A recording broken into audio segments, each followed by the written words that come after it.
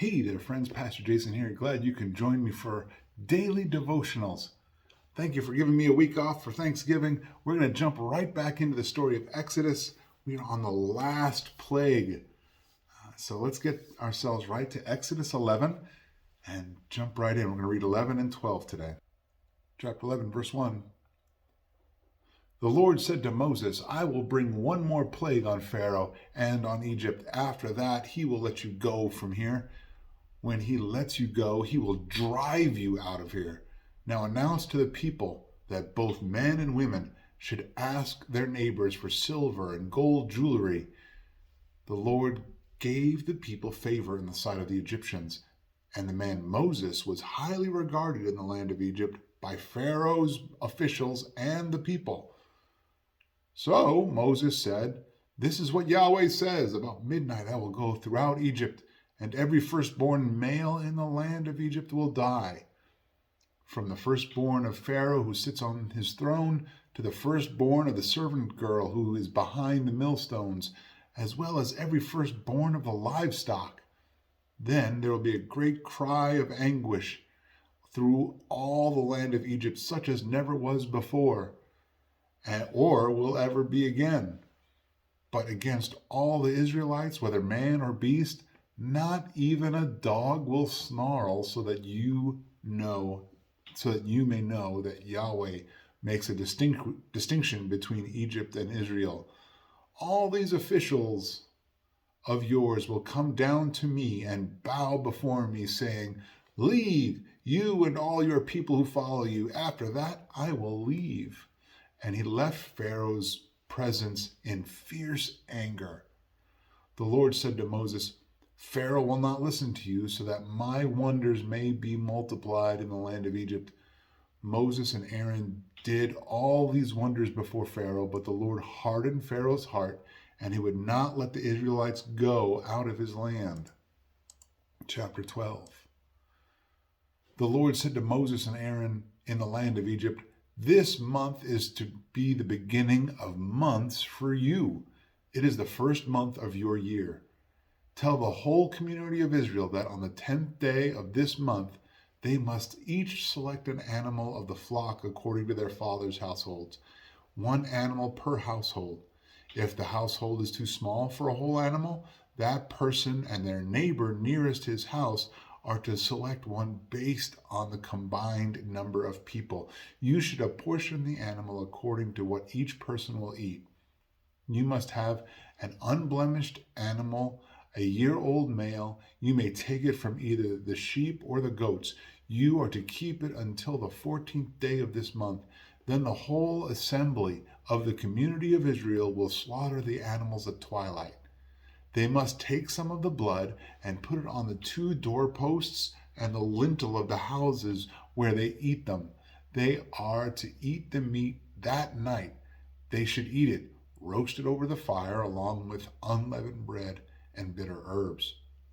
Do not eat any of it raw or cooked in boiling water, but only roasted over fire. Its head as well as its legs and inner organs. Do not let any of it remain until morning. You must burn up any part of it that does remain before morning. Here is how you must eat it. You must be dressed for travel, your sandals on your feet, and your staff in your hand. You are to eat it in a hurry.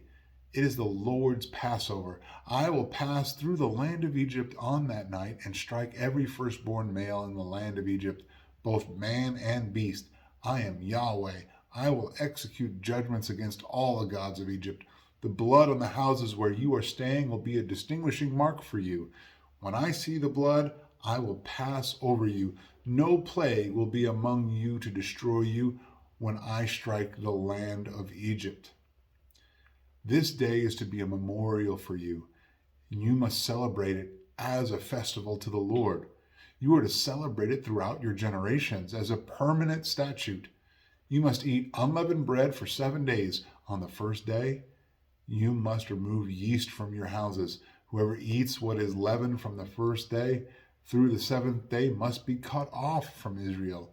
You are to hold a sacred assembly on the first day and another sacred assembly on the 7th day. No work may be done on those days except for preparing what people need to eat. You may do only that. You are to observe the festival of unleavened bread, because on this very day I brought your divisions out of the land of Egypt. You must observe this day throughout your generations as a permanent statute. You are to eat unleavened bread in this first month, from the evening of the 14th day of the month until the evening of the 21st day. Yeast must not be found in your houses for 7 days. If anyone eats something leavened, that person, whether a foreign resident or a native of the land, must be cut off from the community of Israel. Do not eat anything leavened. Eat unleavened bread in all your homes. And then Moses summoned all the elders of Israel and said to them, Go select an animal from the flock according to your families and slaughter the Passover animal. They must take a cluster of hyssop, dip it in the blood that is in the basin, and brush the lintel and the 2 doorposts with some of the blood in the basin. None of you may go out the door of his house until morning. When the Lord passes through to strike Egypt and sees the blood on the lintel and the 2 doorposts, he will pass over the door and not let the destroyer enter your houses to strike you.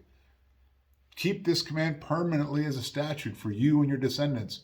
When you enter the land that the Lord will give you, as he promised, you are to observe this ritual. When your children ask you, What does this ritual mean to you? You are to reply, It is the Passover sacrifice to the Lord, for he passed over the houses of the Israelites in Egypt, and when he struck the Egyptians, he spared our homes. So the people bowed down and worshipped. Then the Israelites went and did this. They did just as the Lord had commanded Moses and Aaron.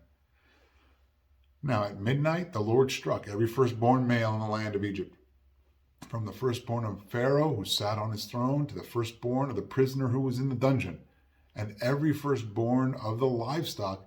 During the night, Pharaoh got up, he along with all his officials and all the Egyptians, and there was a loud wailing throughout Egypt because there wasn't a house without someone dead.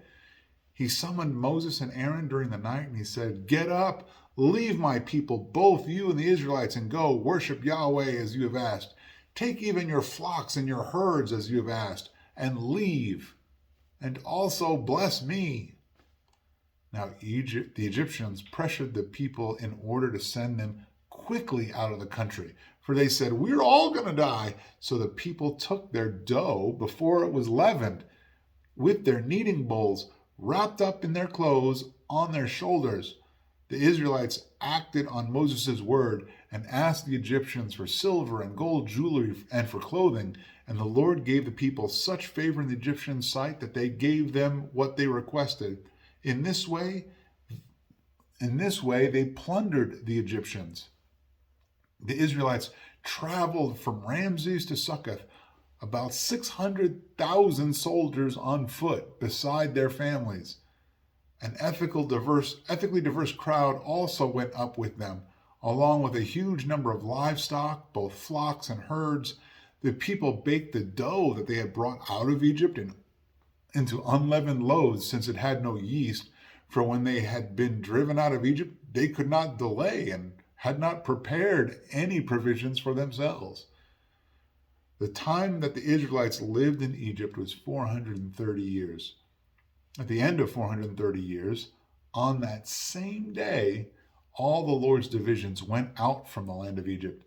It was a night of vigil in honor of the Lord, because he would bring them out of the land of Egypt. This same night is in honor of the Lord, a night vigil for all the Israelites throughout their generations. The Lord said to Moses and Aaron, This is the statute of the Passover. No foreigner may eat it, but any slave a man has purchased may eat it after you have circumcised him. A temporary resident or a hired hand may not eat the Passover. It is to be eaten in one house. You may not take any of the meat outside the house, and you may not break any of its bones.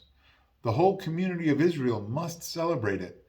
If a foreigner resides with you and wants to celebrate the Lord's Passover, every male in his household must be circumcised, and then he may participate. He will become like a native of the land, but no uncircumcised person may eat it. The same law will apply to both the native and the foreigner who resides among you. Then all the Israelites did this. They did just as the Lord had commanded Moses and Aaron. On that same day, the Lord brought the Israelites out of the land of Egypt according to their divisions. Well, we see that the Lord is faithful and true and right. He tells Moses and Aaron several chapters ago that this is what was going to happen. He was going to harden Pharaoh's heart, and it was just going to be this crescendo of plagues. And we get to the worst one. And he does it so that even the Egyptians will know that he is the Lord, that he is the one true God. And he does it where he shows that there's even a distinction between the Egyptians and the Israelites, so that not even a dog makes noise. I love the part where Moses tells the elders of the Israelite people, to keep this statute, right? And that when you enter the land to do the blood on the lintel and the doorposts thing, and that the kids are going to ask, well, why is this even meaningful to you? He's thinking generationally already. Does he think, does Moses know that they're going to wander for 40 years? I don't think so. And but he knows that we can be a forgetful people. And when we do these things, it's good to instruct our children time and time again about what the Lord has done in our lives. And hopefully, here in America, we just celebrated Thanksgiving. You took a moment to celebrate what the Lord is doing in your life and in your family's life, and you took a moment to remember what he's done for you. Maybe if you haven't, maybe think about what you can do coming up on Christmas or maybe even dinner tonight. Spend time declaring his praise about what the Lord was faithful to do in your life. May we observe the holiday season by keeping Christ as the focal point, as the center of it. Enjoy Christmas, enjoy all the things that the holidays bring. But remember, just like I have a feeling that when the Lord comes to come back, it's gonna be quick. It's gonna be fast, just like here in the Israelites when they weren't even prepared to leave, right? God told the Israelites to be dressed and ready to go, and the Egyptians are rushing them out of town even faster than they had anticipated. I feel like we're going to have the same kind of experience. Those of us who are still around when the Lord comes back, he is going to usher us out, usher us away faster than we're even ready for. So we need to be ready now. With that, I hope that you have been blessed this past weekend. You're going to be a blessing to those around you this week. I will see you tomorrow as we continue in Exodus. We're not done with the Pharaoh just yet. If you don't know your Bible very well, the story's not done. We still have an exciting conclusion coming up here over the next several chapters. With that, have a great day. I'll see you tomorrow.